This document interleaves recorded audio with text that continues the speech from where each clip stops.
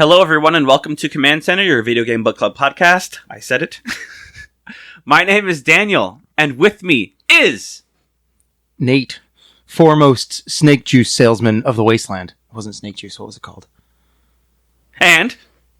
God damn it. For some reason I was thinking of Dairy Queen Blizzard. I don't know why. All right, so we have Daniel, Nate, the snake oil salesman. Foremost! And it's Dairy Queen Blizzard. snake juice? But are you selling it with vigor? No. With vinegar. I'm damn it. Gotcha. Papas vinegar? I don't know how to say vinegar in Spanish. Welcome back, everybody. Glad to have you here with us. We're here today to talk about Wasteland 2, the game that we played last month, and hopefully you did as well. Just going to give a little info about the game. This came out in September of 2014 on PC. A director's cut came out in 2015 for PS4, PC, Xbox One, and Switch. And this game, of course, is a sequel to 1988's Wasteland. Didn't realize it was that old before I did the research on this. This game was also funded by Kickstarter, which is a new little tidbit I learned. Really? Yeah. It was, at the time, it was the third largest amount of funds drawn by Kickstarter for a thing. That makes sense with the gapage in age, then.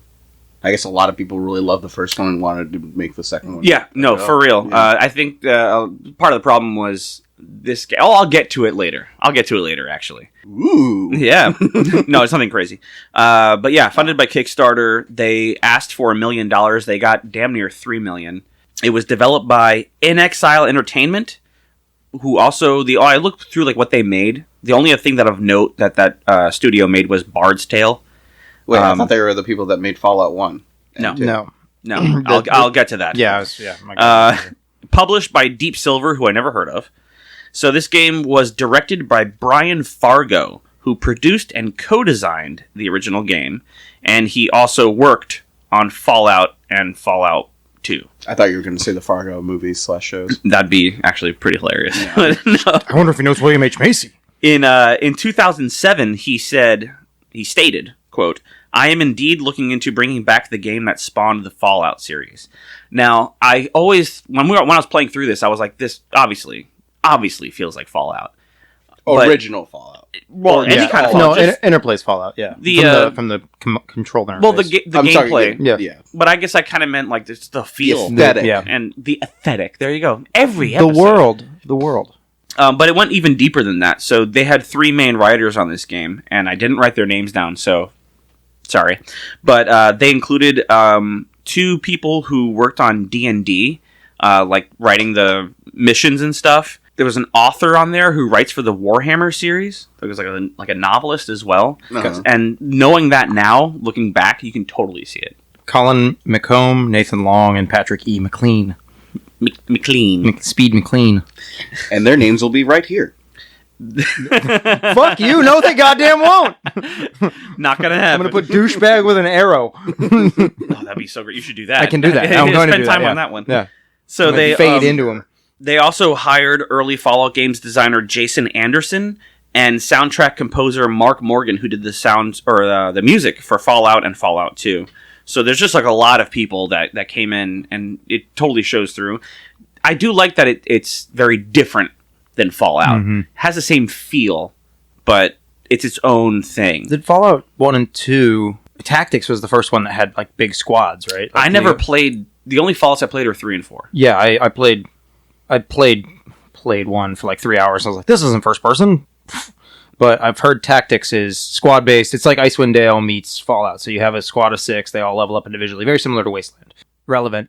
It was relevant. I just haven't played Icewind Dale or Fallout. Well, Icewind Dale is very similar to Craig's Chicken Adventure. Yeah, I love that game. Absolutely love Craig's Chicken Adventure. From my understanding, so I for some reason I thought that you had played the first 2 Fallouts. Chip played the shit out of them, and so I would talk to them about it all the time. Yeah. Basically, the first 2 Fallouts were nothing like 3 or 4. It's kind of like GTA, where they were top down. Yeah, it's literally like this game. That's what I thought. Yeah. And then 3 and 4, I guess it was Obsidian. Well, Obsidian did Las Vegas. Yeah, it was Bethesda.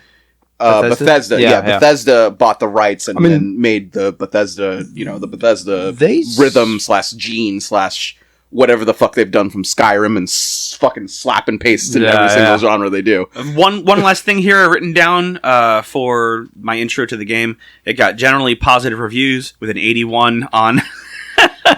they both just saluted at me when I said generally, and I can't believe I missed that. With an 81 on Metacritic, and it won Game of the Year in 2014 by PC World, which I think is a magazine. Yeah, but I'm not sure. Yeah. Is it? Oh no, PC Gamers. Though. There's PC Gamer and PC World. They're actually owned by the same company now. Wow, really? Yeah. PC World has like 1 or 2 pages of either game reviews or like Game Gear, like interface devices like mice and keyboards, and they're always just direct. It literally says by our friends at PC Gamer. Yeah. Oh, right on. Yeah. PC Gamer's hardware issue is heavily taken from PC World. They're both in the same region. Personal computer. No, Yeah, here we go. no. Personal PC. Their name is Jeff, and the chicken game, that thing I made up. Craig. Craig. Craig's Chicken Adventure. It's Craig's Chicken Adventure, and Jeff's chicken. Jeff's arrested. Don't ask about Jeff. So, that's the tidbit about the game. What did you guys think? It was good. Thanks for coming, everybody. You guys have a good. All right, we'll see you next month. I like the fuck out of it. What you're saying about the feel, the aesthetic, which I don't think is accurate in terms of use of that word, but I like the way you weaseled it in there. It is accurate. It is accurate. Well, Yeah. the aesthetic is. Yeah, shut up. It is. It's fucking Mad Max. You know that like fucking dystopian. Yeah. Or Apocalyptic. apocalyptic. Yeah. Not dystopian. Post-apocalypto, the Mel Gibson movie. Yeah. Yeah. Oh jeez. Well, no. Hey, it took place after the events of Apocalypto. It's more of like Passion of the Christ. Oh, so you still hating on the Jews? Wait, but was there a man who didn't want to go to war until his family was murdered, and it forced him to go to war, and then he went to war? What are you talking about now? Every Mel Gibson movie ever. Oh! Braveheart, The Patriot. I haven't seen any others. You saw We Were Soldiers. Yeah. His family was very much alive. They did not die. Very much alive. I But saw We Were Soldiers. That's a great movie. could you not consider watching a cab driver deliver a next of kin notification from the Army via Western Telegram, dying a little? Are we talking about Saving Private Ryan now? No, this is still We Were Soldiers. Once and young. And young. Okay, that was dumb. Back to the video game. The game's fantastic. The story is the world is, it feels alive. The traveling, no, that's too in depth. But like, yeah, you feel depth in the world. There's you feel not reasonable. You feel like your actions hit the world and affect the world, which is very much Fallout. Like that's something that New Vegas did that 3 didn't, which is like New Vegas, as you're supporting different factions and doing different things, the world, good Lord, burps at you. The world keeps changing. So like, as you, in the first town in New Vegas, if you help the little town folk fight off, there's a prison break of a local prison, and they call them the powder gangers because they have all this blasting dynamite they were using for their prison labor. And so they're always throwing dynamite at you. In the first area, if you defend the town, they don't come back. If you don't defend the town, later when you go back to the town, half the people are dead, and there's a bunch of prisoners walking around. And so like the branching story where your decisions actually make and a you're difference. affecting it. Yeah, and it's I don't know, going back to 1 and 2 because I never played them, but I've watched a ton of YouTube playthroughs. I don't know if the world is affected to that level, but it felt engrossing. It felt like a real world you were marching around, and I didn't play enough to really. There's too much there for me to have finished the whole thing. No, I agree. Even when I first got into it, you can tell within the first couple of minutes that the world building was catered to. They loved this place. And, it makes sense, knowing what I know now from doing the research, that this guy, Brian Fargo, I think his name was, had worked on the original. He was like a producer and a co-creator of the original Wasteland. So he definitely, and, Fallout. No, of the original Wasteland. Oh, he was? Okay. Yeah. And so he waited how long and had to use Kickstarter to get it made. He wanted this game to be made so badly. Sorry, and that's his Tourette's. Every episode, that's why he's always like, New Vegas! So somehow everything ties back. I fell out of a car and banged my head, and now I do this. But you can definitely see that love was put into it, and it kind of made me want to know more. I've played, like I said, only Fallout 3 and 4, and I guess we're going to be comparing this a lot to Fallout. Yeah, we kind of have to. Obvious reasons. Yeah. But I never got into the Fallout lore as much as I did Wasteland. That's interesting. I wonder if you're like me, because I have the same thing. I think it's something about post-apocalyptic stories where I just don't care. I don't really like. They're not my. And I say this a lot. Cup of tea of story where like I went through because Mad Max. It just comes to mind because it's like obviously the most comparable thing to it. I went through and Mel Gibson. I went through and watched the original ones. I liked them. And then I watched the newest one, which was awesome. That was a really cool experience. Fury Road, right? Yeah, Fury Road. But like I was not interested in the story because I didn't care about the world. It seems like a world like that. There's like not a lot to keep on going with it. Well, I think some of the problem might be, and this is the problem I have with stories like that, is you're not invested in the world that was because you haven't seen it. These movies and games start out already the world's destroyed, and I guess they're expecting you to assume that it's your world, the same one that we're living in now, and now this is the timeline they live in. But a lot of times the lore they have, it's not. Yeah, they talk about stuff that never happened and in the real world. So it's like, they're lamenting the loss of their previous world, but I never saw it. You know what did a great job of that? Fucking Battlestar Galactica. Exactly. Yeah, exactly. They had that first episode where you kind of see their utopia of like, it wasn't Earth, it was Caprica. Mm-hmm. And you see that for a little bit, and what was it, like a 2-hour episode? Yeah. And then shit hits the fan, so and you see them lost. lose everything. Yeah. Going back to Fallout, and the world's different. It took me 2 games. It was halfway through Fallout 4 before I looked it up. Yeah, the whole idea is in the Fallout universe, the transistor was never developed. That's the change. The nuclear war happened all on its own, like it almost did to us. But like it does explain, like, why are there nuclear cars everywhere? That makes no fucking sense. Like, and it's like the 50s wet dream happened. And so that's basically what it is what if technology never altered with the invention of the transistor from the 50s? And what if people, because the transistor wasn't invented, never shied away from the nuclear-driven science path that we were on in the 40s and early 50s? So here's a question, and I don't know if you guys can answer it. I never got to the meat of what happened in Wasteland, like why the world basically ended. No idea. Me neither. No idea. Yep. And granted, I didn't finish it. I don't know how long the game is, but the only thing I remember is and granted, I probably played the least out of all of you guys. Probably, maybe. Although I listened to literally everybody that was in the town at first. I probably played like 5 minutes of it. I'm sorry. A lot of shit happened. You played 5 minutes of the game? I barely. I was just about I think he's to go got 3 out hours the town. in Steam because he just left it running. I was sitting there like for like 2.5 hours while he went on a date. From what I got, thanks for playing along, guys. From what I got, call in and tell us what the game of the lore was. So the people that you at least interacted with, and we talked about this, was it seemed like were people that you played in the first one. Yeah. And then it seemed like something happened where these towns, there's like a nuclear like forest. Like, there's fallout there's everywhere. Radiation, So they don't even know what's going on outside. From what I can gather from the NPCs talking and everything is that there are barriers. There's radiation barriers that you can't get out. But the people in Arizona where you play are under the impression that they are the only people. Yeah. Exactly. Which is definitely not the case. And so, like, they reference repeatedly the prison from Game 1, which was your old headquarters. Right. Yeah. And, like, we couldn't go east of there because there was such thick radiation, but now the people who are in the prison are trading with the east, and it's like... So that's part of that. They've taken their original area and expanded it, basically, by saying, oh, the radiation's blown away or whatnot. No, I never made it to the prison. I meant to, but I got distracted by a hobo with a shotgun. Right. Yeah, I mean... maybe it's because they're expecting that most people who are playing this game are going to be fans of the original, which would make sense because it was funded so well from Kickstarter. So they're like, well, there's no point in explaining how this all happened because they all know they all played 1. I don't know. Maybe that's the case. I think it would have been maybe better to include, and maybe it is included, again, I didn't finish the game, a little bit more...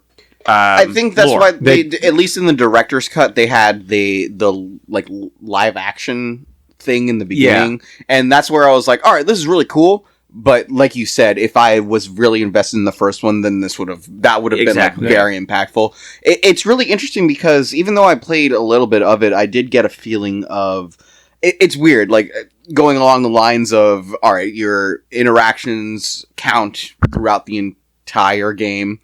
But BioWare obviously is the one that made that very popular. You know, you had Fallout, which was They perfected it. perfected. Yeah, I and should they didn't say, even really perfect it. They just made it really fucking good. Like, yeah, it's still exactly. Yeah, being developed now. Yeah. exactly. So even though, and they have a wide spread of your Mass Effects, the games that we've played. Oh, Mass Effect Andromeda, that gym. I mean, I have my own thoughts about that. Yeah. I'm gonna go hang myself. But I don't know why, but specifically this game makes me think of a specific BioWare game, which is Dragon Age. I don't know. Party based, yeah. But the thing is, like, their other games are party based, but what it is specifically, I think it's the combat of Dragon Age is kind of different from the rest of their games Because it was kind of turn based. You could pause it. Yeah, that's what I was gonna say. But but you can do that in Knights as well. You can pause it as well. It wasn't as turn based in Knights of the Republic. I'm sorry. Oh, true. Yeah, Well, Knights of the Republic is, I would say, the closest to Dragon Age. Did Dragon Age, you could pause the combat, but it was live action. So you would pause and assign assign actions, and then unpause, and they would take place. Right. Yeah, it wasn't Right. full on. I feel that. But the thing is, it wasn't. It's weird because it wasn't. It was a bit. It was. I It was would bad. have to play. Yeah, it was bad, boring. No, game, it wasn't boring. Dragon Age was great. No, Hated no, that game. that's like because I want to. Obviously, I want to replay it for this podcast, which we need to add that to the list as Dragon well. Age? Hell yeah. Hey, if you guys want to see us play Dragon Age, let us know. There was something Please, no one drastically asked for that. different, and I can't put my finger on it, but there was something drastically different with the combat of Dragon Age as opposed to your obviously Mass Effect because I was shooter, but to your Knights of the Republic, where it reminded me of Wasteland 2, where people had their own set. Not necessarily because in Mass Effect, obviously they had their own set of things where you had your what is it? Biotics. Like Biotics. classes, yeah. You had your tech and whatnot, but that wasn't story based. In Dragon Age, it was more story based. It was classes where it was like a paladin, a thief, or was it? I mean, I don't even remember. Kind of, you Played could for like do that, 12 but the hours, people, your party was the main focus of what you had, and they're pretty much set in their ways. Yeah, they're a group of established professions that they've got. Exactly. Whereas And in Wasteland, it's a bunch of blank sheets, and you have to. All right, this guy's going to have some hacking and some. Unless you did what I did, because even though I played 5 minutes, probably actually played more because I took the time to customize my people. No, Right. he spent like you spent like an hour and a And half. just I customizing your really group. liked that. I didn't expect to be able to customize your entire party. Mhm. It was one of those things where in Mass Effect, I wish you had that type of reign over your party.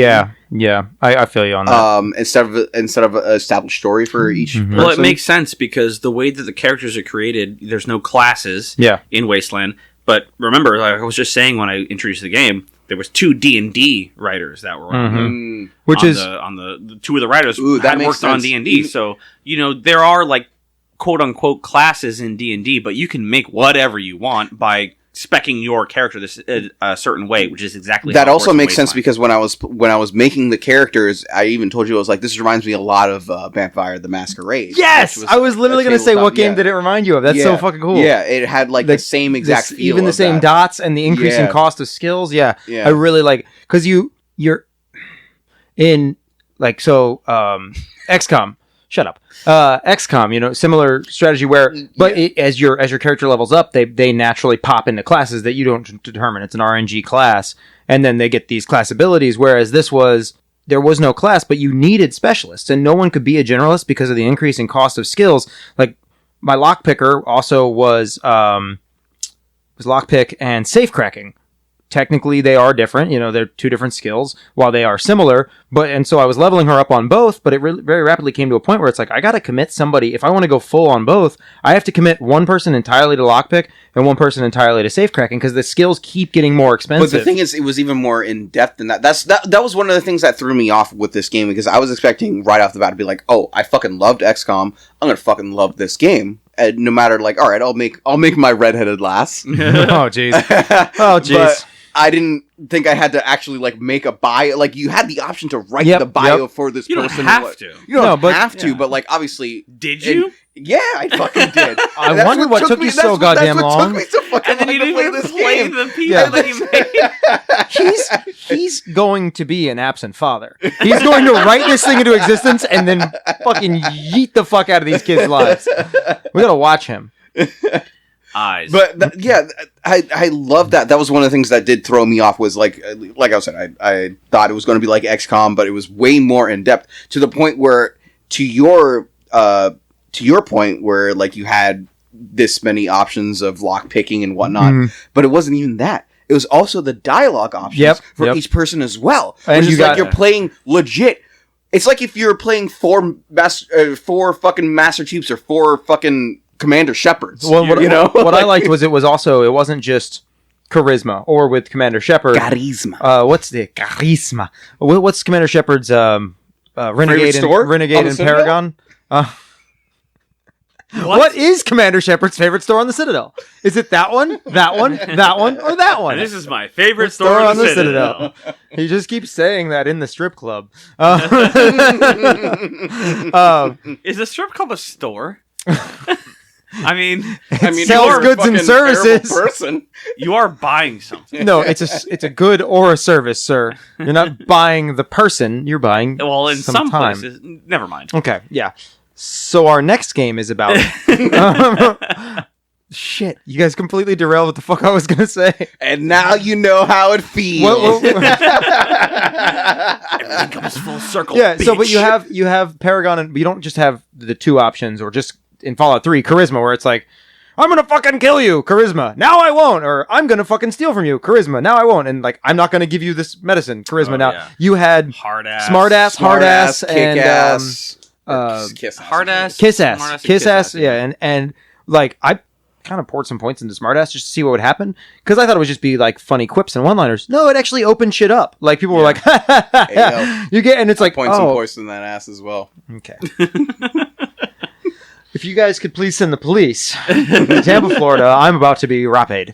No, I agree. That was it took me a minute to figure out what the fuck was going on with that, because like I only created one character, and I was like, this will be like my character, and then like I used some of the generic ones. But then you pull in all those other NPCs who become part of your party, and they have all the different abilities. But it took me a minute to realize that depending on who you're controlling at the time is who's going to speak to the NPC that you're talking to. So that if you can, in the middle of a conversation, pick somebody else and then use their hard ass or smart ass or kiss ass ability. And it would you didn't have to have them talking to the NPC. If they were in the group, their option would pop up. Right. So like the three of us are talking and you've got dumbass. Like it'll be like Daniel says, like, yeah. That was one of them, right? Sure. Okay. But also like you would have to select the person if you wanted to use like the lockpick or whatever. Yeah. That actually took me an embarrassing amount of time to figure out that you had to do that. I thought that having them in your party would give you that ability. So when not in combat, but like when I'd have the whole at 1.7 is the max squad. I got up to 7. Actually, I had to story for later. But so I'd go click on a door and it was like lockpick Vanessa. What's the term they use for when you kick the door down? Charlie, or open my active. So it would give me it would give me the options, and then if I clicked it, that person would run up and do it. I didn't have that. Yeah, like when I would go to saves and stuff. Maybe I didn't play the director's cut. Yeah, it might be because like when I didn't have to, because You had to, because you had the live action scenes. And that was only that in the only director's cut? I'm pretty sure. I never got that option. I don't know. Yeah. I had to select the actual person and I spent the good 4 hours walking around with my charismatic smartass, who was also a kiss ass, not a hard ass. You know what? Maybe it was difficulty based. You know what? Hold on a second. Nate, Oh. you are a charismatic smartass. Just wanted to let that be known. You're still But a dumbass. difficulty based? Well, what were you Oh playing yeah, maybe. What difficulty were you on? on? Normal. Yeah, me too. I was on the easiest. So Yeah. then no.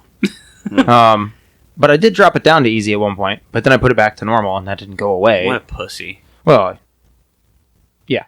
I like me. I'd lick me.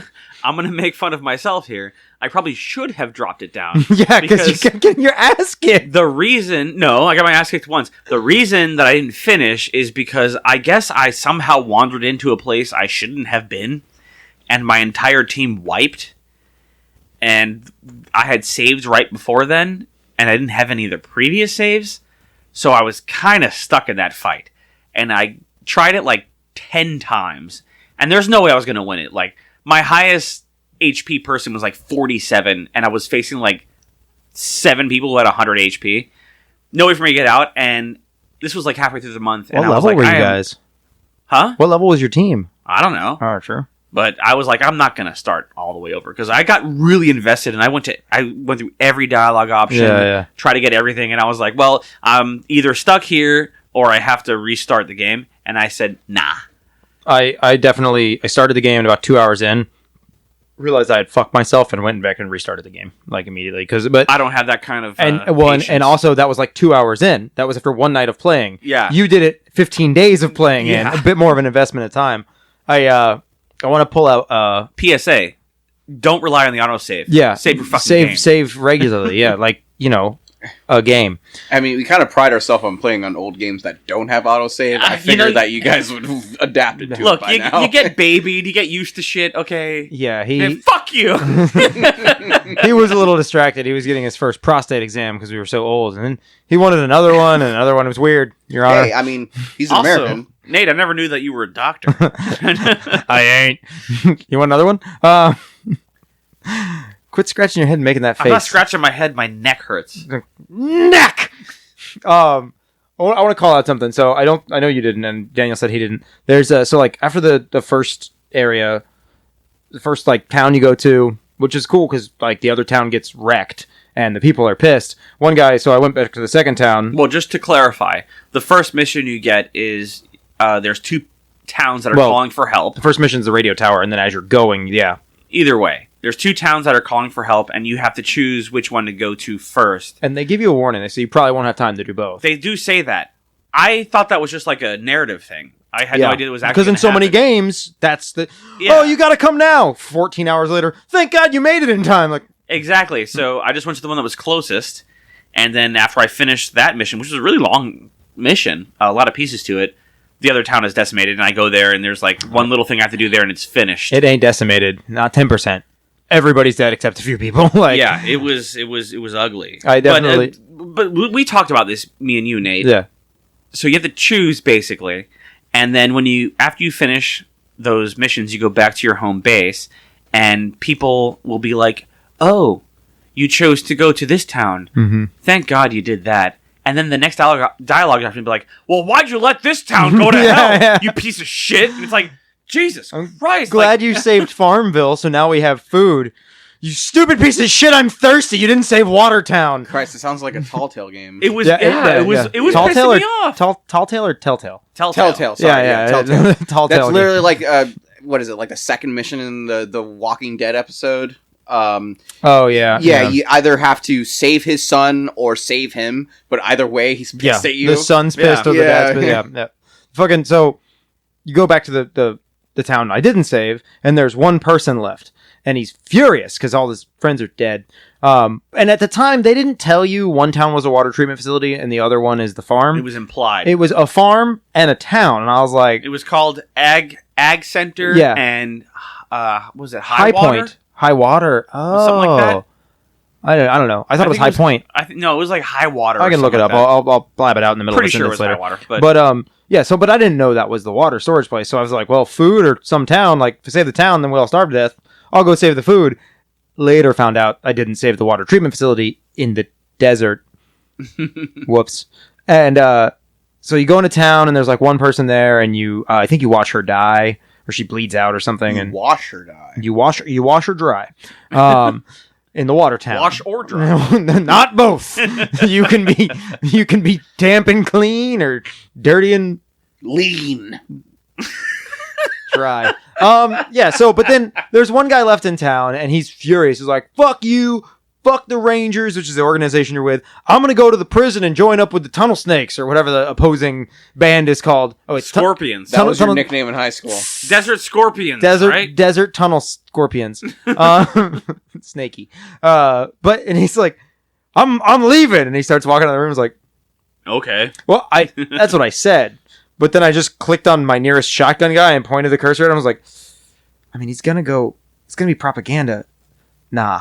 But I kind of wish I just blown his head off right then and been like, hey, everybody died in town. We don't know what happened. Yeah. Would you have? Like, was that an option to actually? Yeah, you can just randomly You can kill you click whoever on your you gun and just put it wherever and pull the trigger and it'll fire bullets. Yeah, I was it's actually how that's why I stopped my first playthrough. I completely ran out of ammo because I was just shooting random shit. Yeah, that's right. I know Yeah, that yeah. because we were on Discord and you were talking with me. And I was like, "How the fuck are did you run running out of ammo? Yeah. man? Like, There's literally, I'm like, drowning in it." Ammo pops up everywhere because it showed the gun and it showed so it'd be like a double barrel shotgun. And it would say 2 of 2, and then I would shoot 2 and it would reload. And I was like, oh, it's just saying that's the max ammo capacity and I have unlimited ammo. No, it was the max and min ammo capacity of the gun.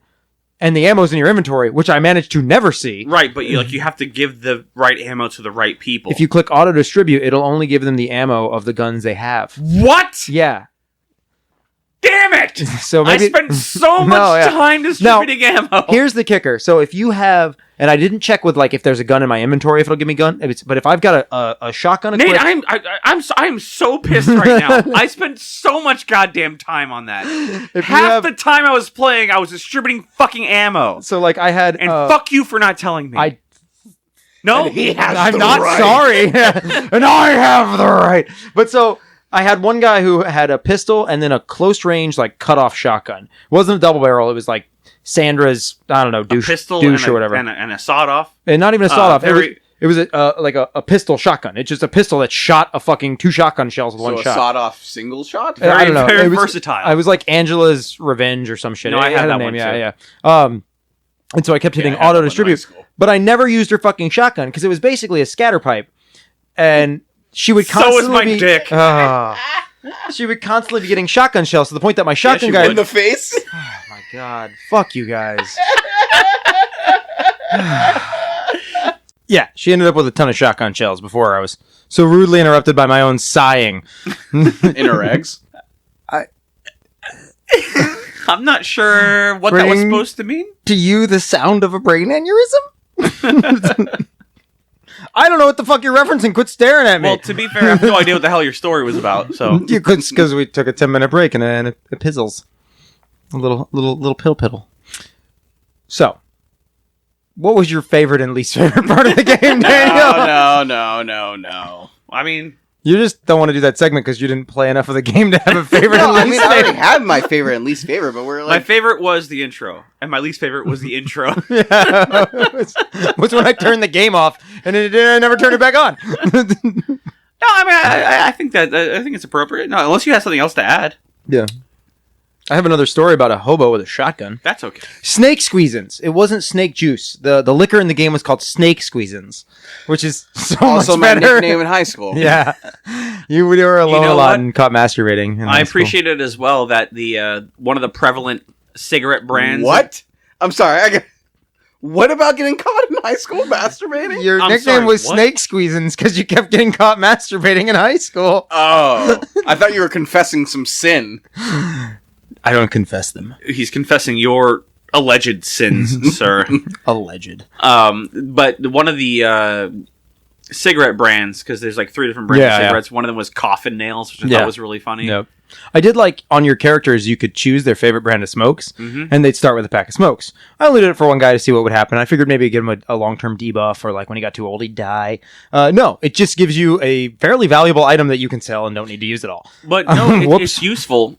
So you went to Ag Center for that first or second mission. I went to High Water. And in High Water, there was a problem where, I forget why, but you had to placate... Was the water high? You had to placate a group of basically like street urchins, but they were children. And... We're children. I was going to say, placate a group of street urchins in this game means load the shotgun, but not if they're... Well, no. Well, no, they were little bastards. But you could do it in one of 2 ways. One was if you had enough like hard-ass skill or whatever, which I didn't. The other one was to like give them cigarettes, but they only wanted coffin nails, which I happened to have because I made that my guy, that was his favorite cigarette. So it did work for certain things, and I'm sure there was more of that in the game, where like if you have a certain pack of So cigarettes. when I saw, was there no actual brand name? Because I thought I saw Lucky Star or Lucky Strikes? No, that was all fake. There were a bunch of close... was it Lucky something? Maybe Lucky Because I thought- Stars, yeah. There was 3 different brands, and one was Coffin Nails. I forget the other two, but Snake it was not real Squeezins ones. and yeah, I got nothing. This is a bad joke anyway. Oh wow! I Hey, do that- we're making progress. I do that all the time. I do It's that all the time. learning. I still can't read. Human natipad. But yeah, no. So my favorite part is actually I didn't like it at first, but the combat system I came from, like we were talking about earlier, and in previous episodes or the previous episode was we're like, oh, it's going to be like XCOM. And I think I had warned you. I was like, it's not exactly like XCOM. It's a lot more complicated. When I first ran into that, I got this game because I just finished XCOM 2, and I was like, oh, I need another tactical combat game. XCOM 2. Revenge of the Fallen or whatever. What I said. No, but I'm trying to... Not the new XCOM, the second new XCOM, XCOM 2. What? Because I call the new XCOM XCOM 2 or the new XCOM, and you mean the second one of that one, yeah. I got you. I'm talking about both of the new XCOM. They have the same combat system. Yes. It doesn't matter. Yeah. XCOM 2 is what I'm talking about. Wait. The new XCOM or... Stop. I had just finished XCOM 2, which is called XCOM 2, and that's what I'm talking about. Revenge of the Fallen, isn't And it? then I wanted to play something similar, so I got this game, and it ended up being wildly different. Not with time units, but with action units. Mm-hmm. And I had never played anything like that before. I guess I played the original XCOM, but I never really liked that combat system. And this one really started to grow on me. Once you got the hang of it, it was very rewarding when you got to figure out how to get the tactics, get everyone in place before you start the encounter. Yes. Always do that. Oh yeah, how many times did you get caught trying to get people in place and you had to jump into combat half set up? All Oh the my time. god, that like you said I learned to start setting up reducing in range. So the last people to set up and the ones that usually triggered combat were my shotgun people, because if I set them up first, some patrol would run across them while my sniper and my rifle people are just Well, what I usually snake squeezing in the back. was I would set everyone up, and once I had them all set and I was within like a decent range, I would select them all and fire on one guy, so he's dead immediately. Oh, see, I would do one of two things. If a patrol came close enough to my shotgun guy, because that would especially when I got forget his name. It's like the hobo. He's a drunk, but he's really good with his shotgun. He's got a double barrel, so he'd usually end somebody in one shot if somebody got close enough, or I'd just ace somebody with my sniper.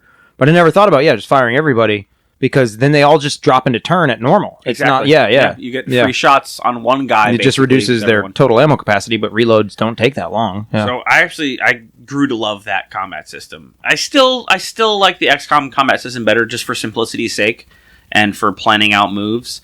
But this was fun. It was fun. I want to interject that. So I was going to say the same stuff. Usually I wouldn't let you finish. I'm going to let you finish. Would you Usually would you? let him finish. Yeah, all the fucking time. All the time.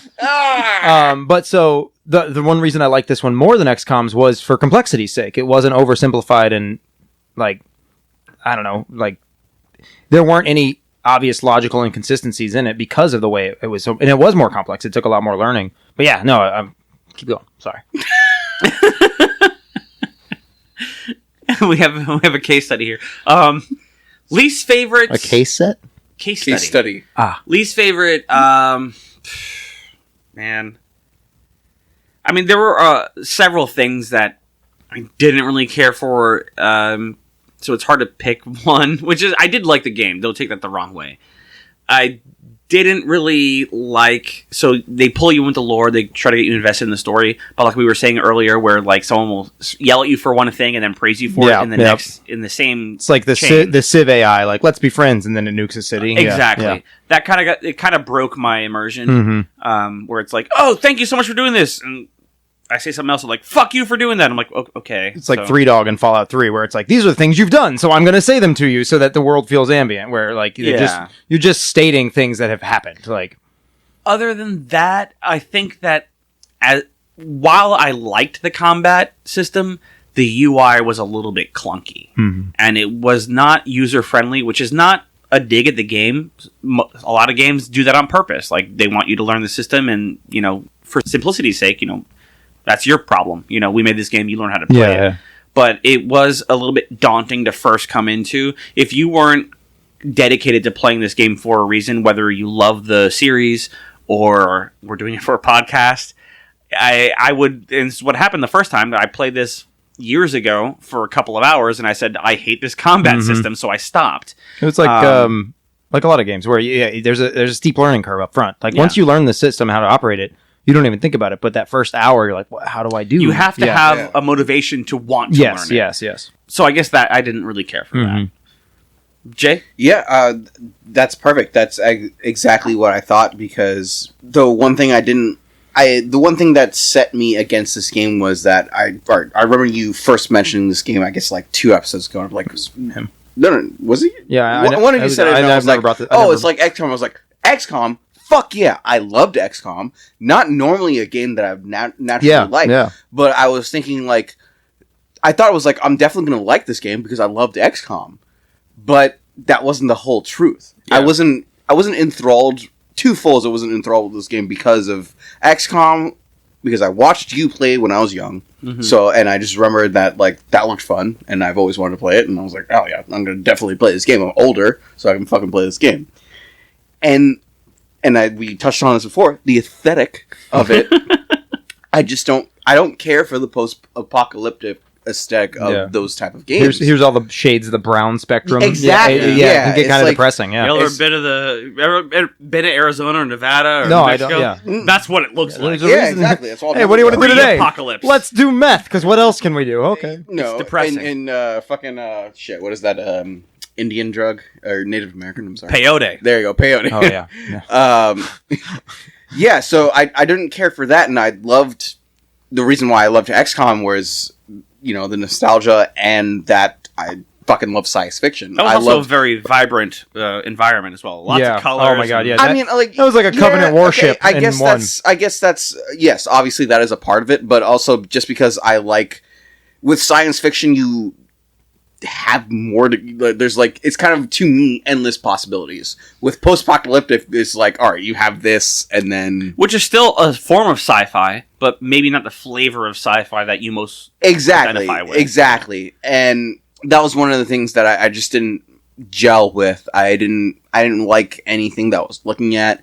What I did like was that their dedication to the story, and the dedication to having your party be active in everything. That, and I think if you had gotten further into the game, you would have appreciated it in the same way that it works with XCOM. You get attached to these people. You 100% get attached, especially since you made your own. Exactly. That's where I can definitely see it going further in that aspect than XCOM could ever go, because I was able to customize, because I was able to make a backstory. And there was the whole thing about that I really liked. I really enjoyed that type of thing, because I was thoroughly like going to be like, hell yeah. Like I started off just like customizing. I did what you did. I was like, all right, I'll just make my character and be done with it. And then after you made the first one, you're like, I'm gonna do it again. So like I made mine, and then like I started making the second one. I was like, fine, this is stupid.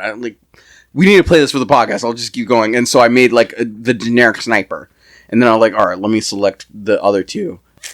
Whatever. I'll just make the other. So I remember watching you do that. Like I was like, because I knew if you started developing them, that was going to be your night. And so, like, I don't know if you remember, I was over your shoulder, like, that one's like the rifle one. That's like the hunter. There's these other ones I haven't used. This one really does this well. Like, kind of like, you're not going to play this game tonight if you like, today I'm going to dig into the game. It's like, if you start customizing your character, but I didn't want to be like, don't do that. So I was just trying to so push funny, him. Because I ended up making I made a brawler Harley Quinn character, and I was like, fuck yeah, she's gonna be awesome. All she's gonna do is just punch the shit out of the aliens.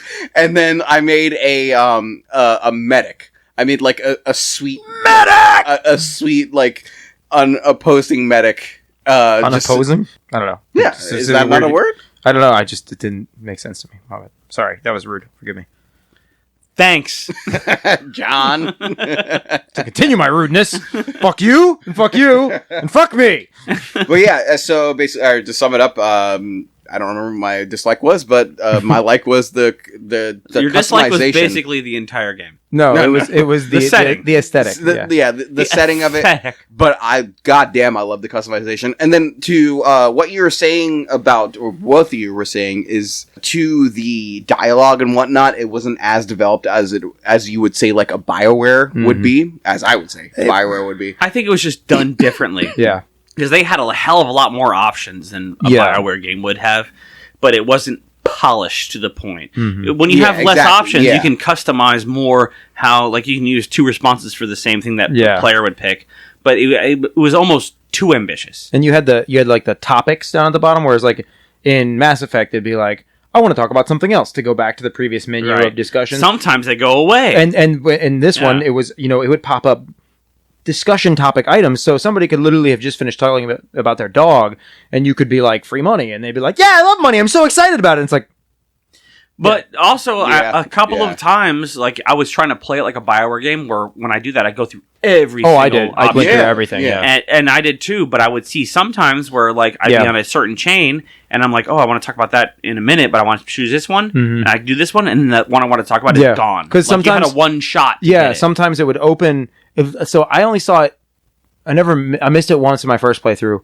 But like you'd talk about topic X, and that would bring up prompt Z or prompt 1 about topic X. And if you didn't, click it right then, it would disappear. So whenever a new topic came up, I would always go and talk about that immediately. But at times, it was like, man, I'm really interested in that library. That's what I really want to talk about. But this new topic came up on That's dog that's bacon. like Bethesda type of shit, where like when you're in Skyrim and you're trying to talk to the NPCs, and it's this. But it was even worse though, because you had like 10 things in front of you, and then if you chose the wrong one, maybe 3 of them would disappear. God forbid, and it's like, well, I really wanted to know about that. God forbid you're talking to the leader of a new town you just met. They're talking about the entire world, and you couldn't go back. Yeah, you couldn't go back and hear it. That's just gone forever. Which is that's one of the reasons why in these type of games, even though like it'll fuck me in the gameplay, I'll always go dialogue based in any type of aspect.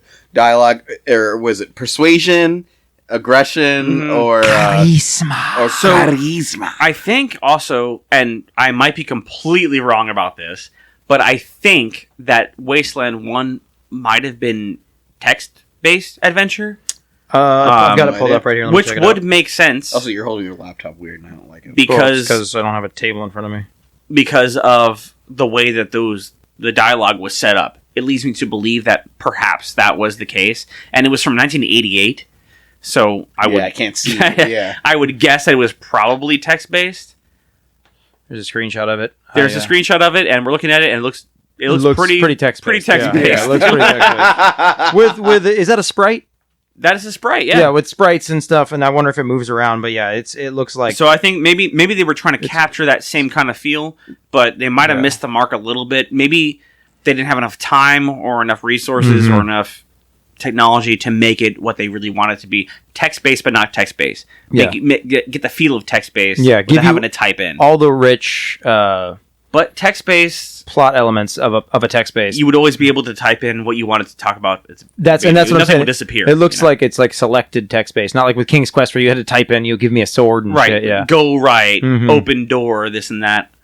So that's interesting. I'm not old enough to ever have played any text-based games. Sweet summer child, you missed out on a lot. I went back and tried. So is it like unlimited or it's not? No. So it's very limited. Can I interject? We are also not old enough to have played text-based games. I played a lot of text-based games. But they were old releases you were playing. You weren't playing them on release, right? No, I don't know. I mean, yeah, of course. But, But why would Jason, being, how old are you, 28? Yeah. Have played a text-based game ever? I don't know. Why did I?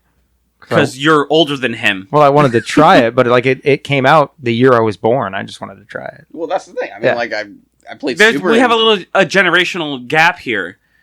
He's in our generation. Yes, what I'm saying is there's a difference between 28 and 33 in the case of like text-based games specifically. I had a reason to try them because there wasn't anything like Wasteland 2 when I was wanting to play games. I came across several. I think I played like 4 or 5 text-based adventure games when I was a kid, when he was in diapers. Yeah, I just never found any. I had to go search them out. It was like PC Gamer's Top 100 Games list had King's Quest on it, which is why I bought it.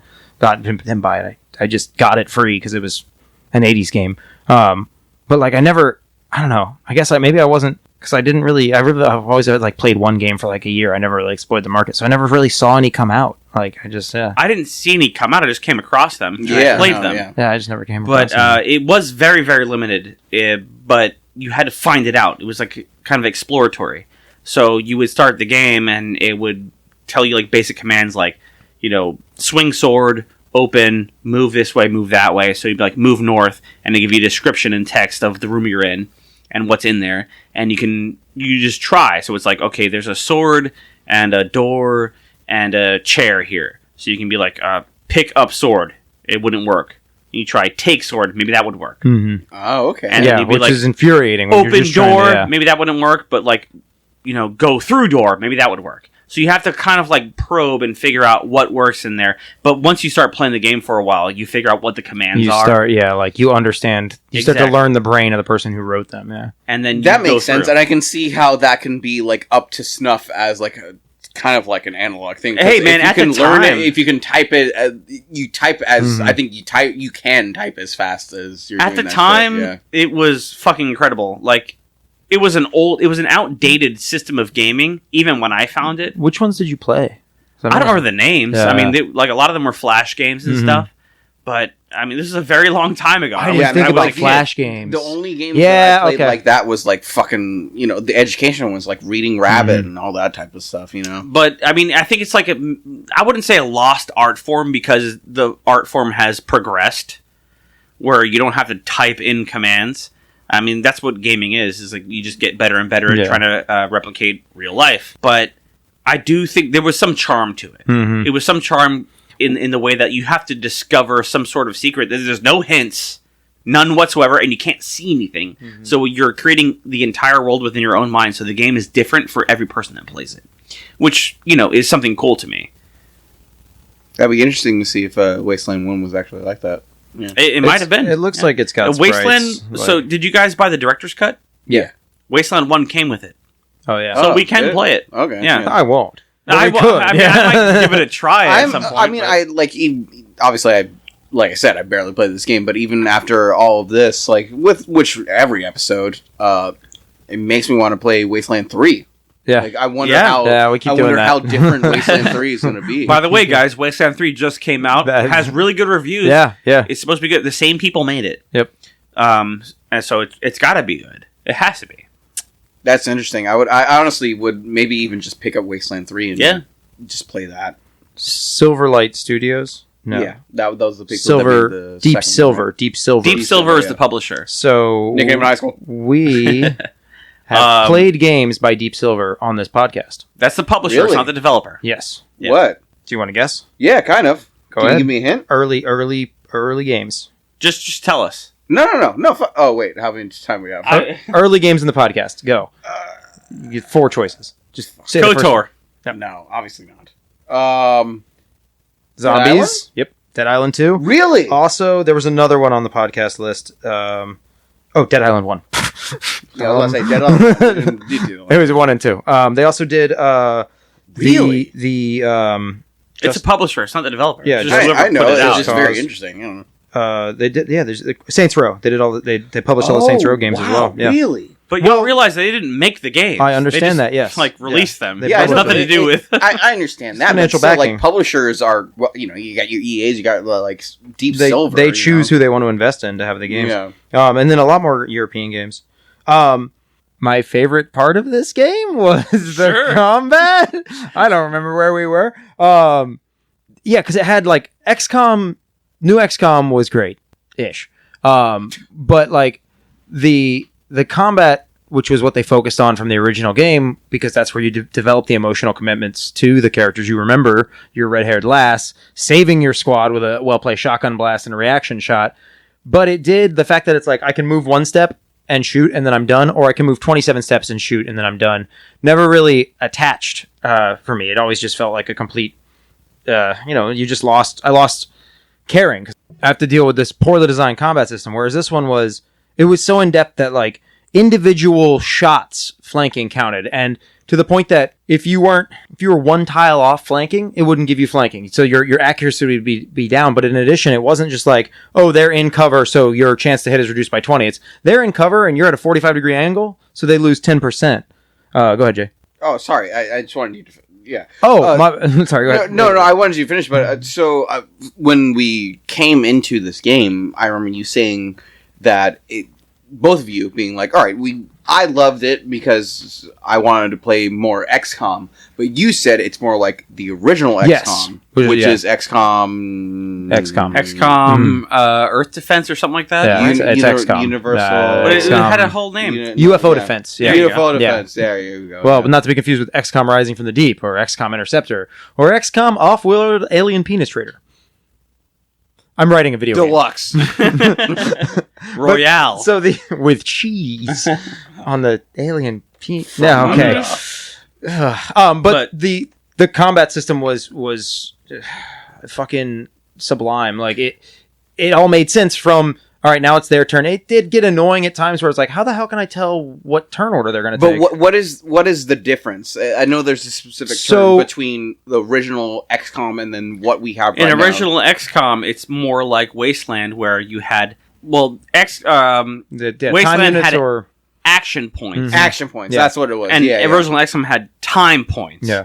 Where in sorry, I didn't. So it takes like with a rifle person, right? It'll take let's say they have 20 action points. It's going to take action points to reload, action points to crouch, action points to stand, and action points to move. Anything you're going to do takes action points. So, but whereas the XCOMs that we played is got like rid of that. Yeah. and you have just two Two moves, actions, one of which can be a combat action. Okay. right? Yeah. Unless you have the upgraded perks. Yes, yeah. But you basically have two actions. No matter what it is, it takes one. In this one, you have like It's 20... like all encompassing within your group. No, for each. No, each Oh, character has. it's still within. They have each a and- person, speed, yeah. basically. And it's different in the sense that every character has what is the term for they get to go first? Oh, like initiative. Yeah. Initiative. Yeah. So it might be, it's like in the XCOM 2 that we played, it'd be like your team goes and their team goes. In this one, when you have initiative points, it might be like your character, one of theirs, one of yours, one of theirs, one So it of theirs. depends on what they're like. On their I guess stats. Yeah. That makes sense with the fucking D&D writers. Exactly, Yeah. yeah. I was fighting drug addicts. All my team got to go first because they were all lower reaction time. Fighting the wolves. Yes. There's in one of the towns. The outside of town is covered in like stoners, basically, but they're doing something else, some post-apocalyptic drug, and so they're all a little bit slower. And you can talk them down, but if you get too close without being able to talk to them, they start shooting at you, and you have to kill them all. The first one? The first mission? No, the train town. Oh, okay. Yeah, I talked down the first mission. The guys, first one I got close enough to, I was like, yeah, and they're like, cool. And then, like, I walked to another group. I was like, I'll go talk to this guy. And they whipped off a shot at him. He's like, I'll kill all of his friends. But so you've got time units in that, like, in XCOM, all right, I want to move to that cover.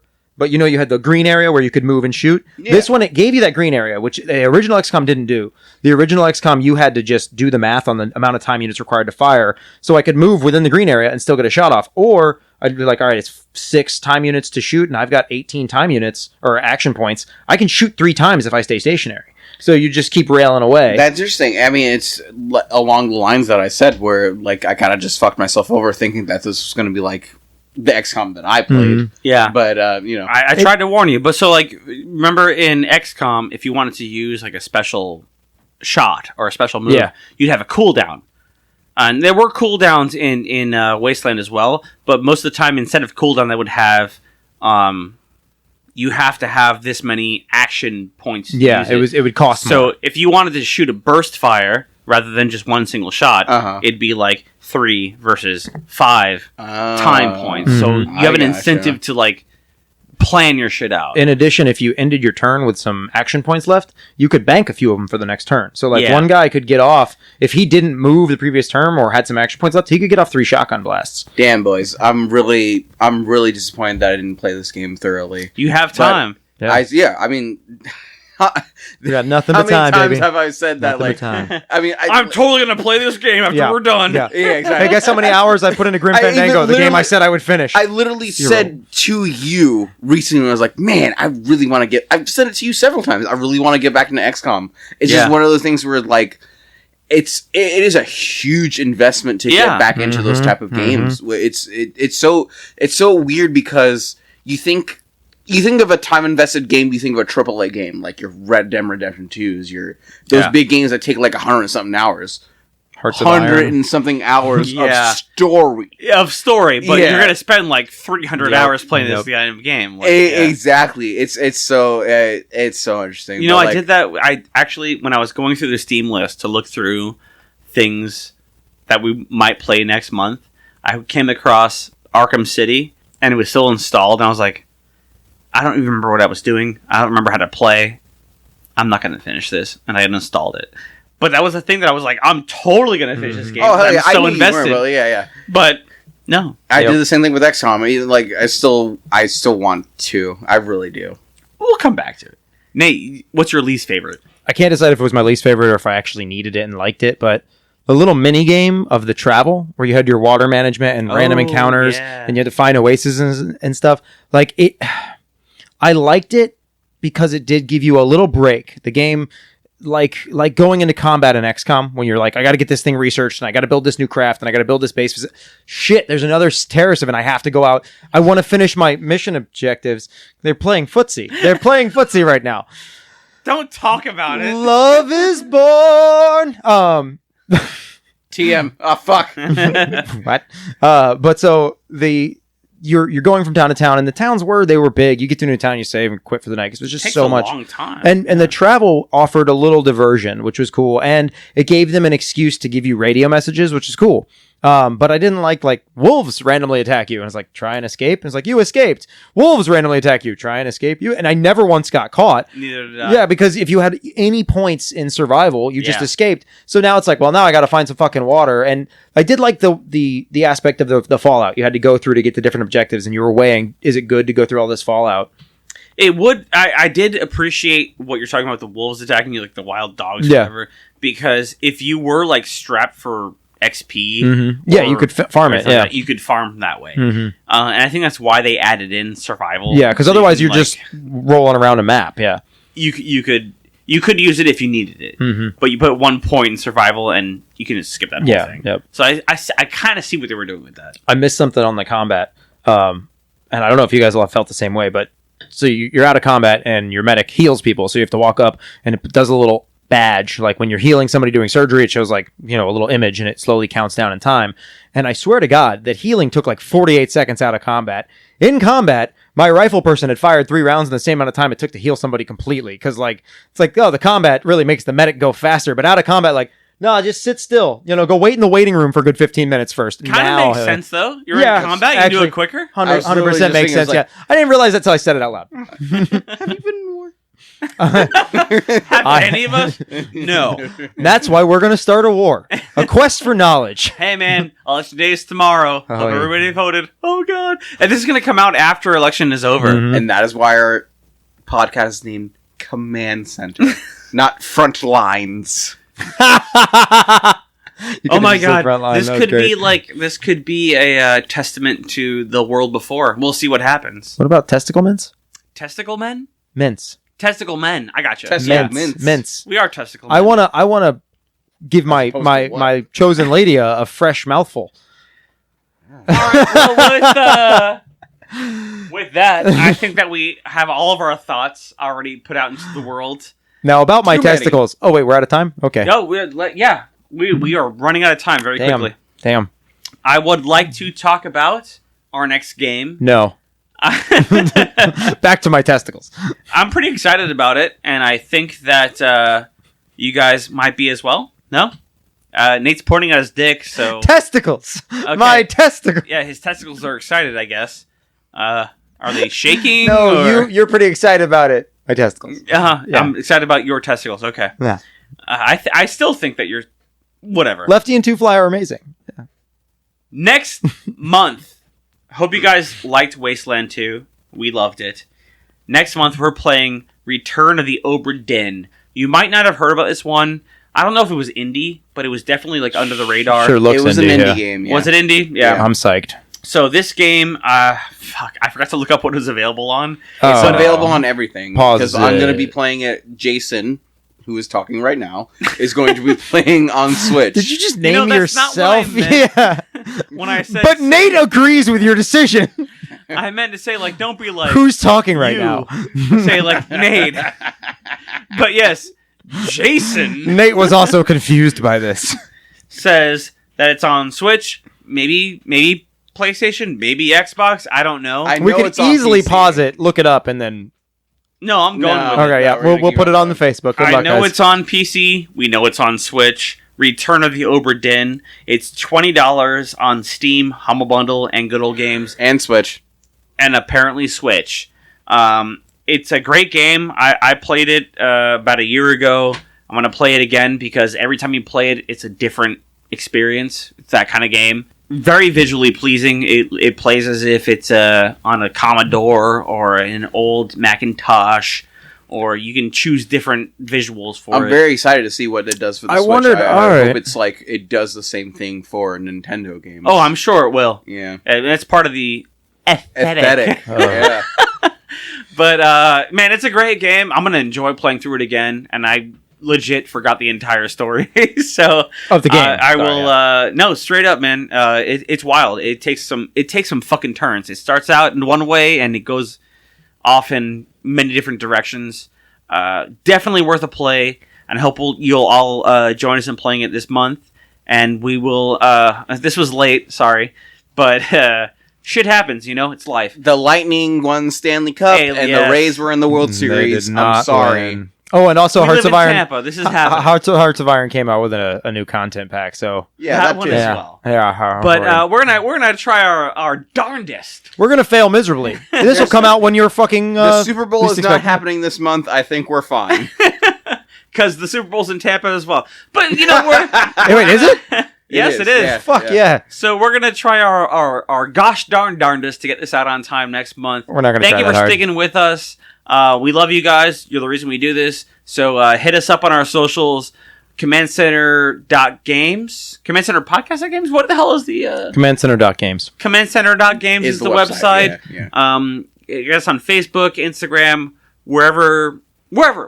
Fucking all the socials. Maybe the Publix on Hillsborough, too. it's the Latino market. We're gonna just talk to us, man. We miss you. And we love you. And this is us saying goodbye. In Espanol. I have to pee.